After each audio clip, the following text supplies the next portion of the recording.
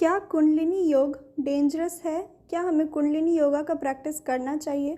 अलग अलग प्रकार के योग के बारे में वर्णन किया गया है, जैसे कि है ज्ञान योग, कर्म योग, ध्यान योग, भक्ति योग, अष्टांग योग।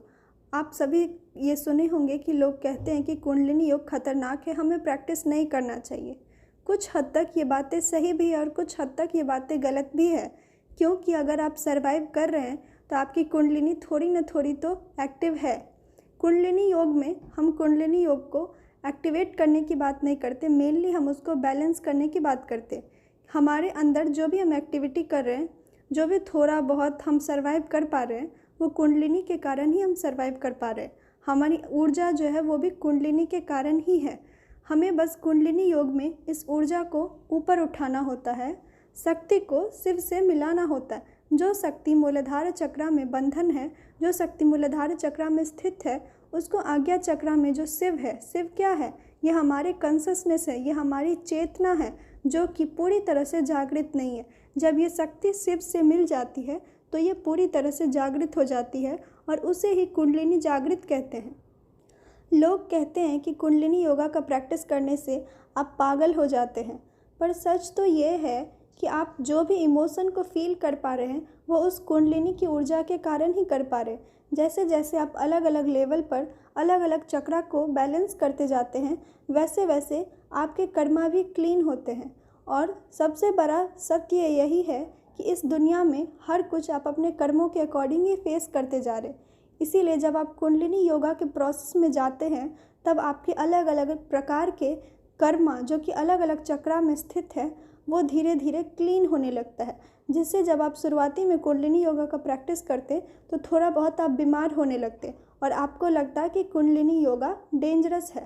पर ये जो बीमारी होता है, ये कहा जाता है कि नेचुरोपैथी में भी ये कहा जाता कि ये बीमारी जो होती है, ये एक्यूट रिएक्शन जो होता है, ये कुछ पल के लिए होता है, जो कि होना ज़रूरी होता। सच्चाई तो यही है कि जैसे कि एक तितली को तितली बनने के सफ़र में जो वो कोकून के अंदर बंधा हुआ है, जब तक वो उसको तोड़ेगा नहीं तब तक वो तितली नहीं बन सकता। इसीलिए जो ऊर्जा हमारे अंदर है, जब तक हम उसको बैलेंस नहीं करेंगे कभी भी हम उस डिवाइन को नहीं पा सकते। और अल्टीमेट गोल तो हमारा परमात्मा से मिलना है, परमात्मा को समझना है।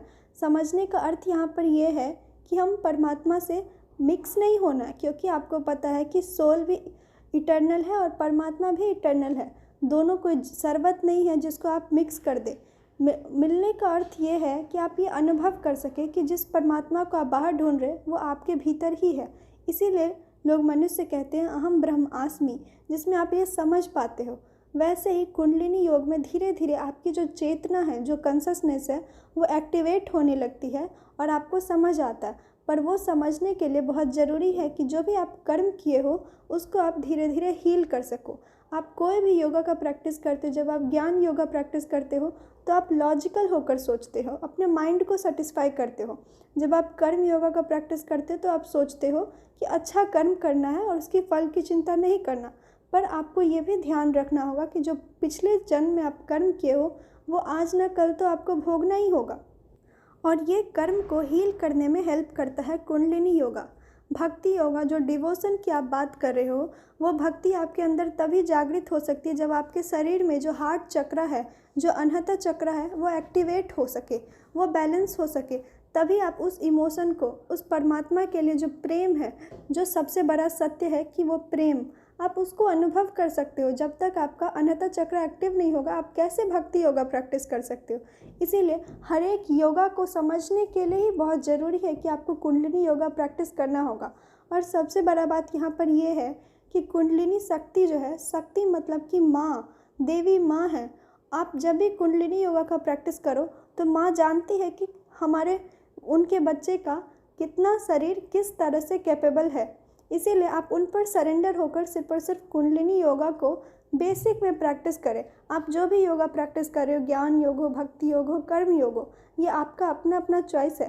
पर कुंडलिनी योगा का एक बेसिक जो होता है, जो धीरे धीरे आपको प्रैक्टिस करना चाहिए, वो आप प्रैक्टिस करें, क्योंकि ये मेनली आपके कर्मा को हील करने में हेल्प करेगा। जो भी आप पुराना कर्म किए वो आज न कल तो ख़त्म करना ही होगा। तो इसीलिए ये खतरनाक है, सिर्फ ये सोचकर आप भयभीत ना हो जाए। कुंडली योगा प्रैक्टिस करने का सबसे एक बेसिक तरीका मैं आपको यही बताऊंगी कि आप देवी माँ को सरेंडर कर दें। देवी माँ का नाम ले और देवी माँ को बताएं कि माँ, मेरा शरीर जिस प्रकार से जितना कैपेबल है, आप उसी प्रकार से मेरी मदद करें ताकि मैं उस दुनिया को वैसा देख सकूं जैसा ये दुनिया है। दुनिया जैसी है, ना ये अच्छी है ना ये बुरी है, ये बस दुनिया है। हम मनुष्य से टिप्पणी देते कि अच्छा है, ये बुरा है, और ये कैसा है, ये समझने में आपको कुंडलिनी योगा बहुत ही ज़्यादा फ़ायदा करेगा। आपका कॉन्शसनेस जो है, जो आपका चेतना है, वो आपका एक्टिवेट हो जाएगा।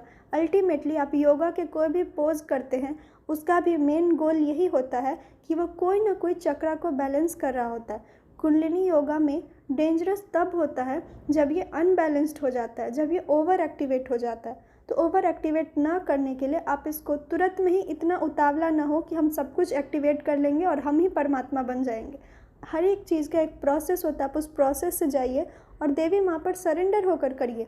मन में वो भक्ति जगाइए कि माँ, जिस तरह से आपका शरीर कैपेबल होगा, माँ कभी भी अपने बच्चों के साथ बुरा नहीं करती। इसीलिए आप धीरे धीरे इस पाथ पर चल सकते हैं। और एक बेसिक कुंडलिनी योगा एक बेसिक है हर एक योगा को समझने के लिए। इसीलिए आप इसको प्रैक्टिस करें और मन में जो ये है कि ये खतरनाक है, ये अपने मन से निकाल दें और बिना डरे हुए माँ को सरेंडर करके प्रैक्टिस करें। धन्यवाद। हरे कृष्णा।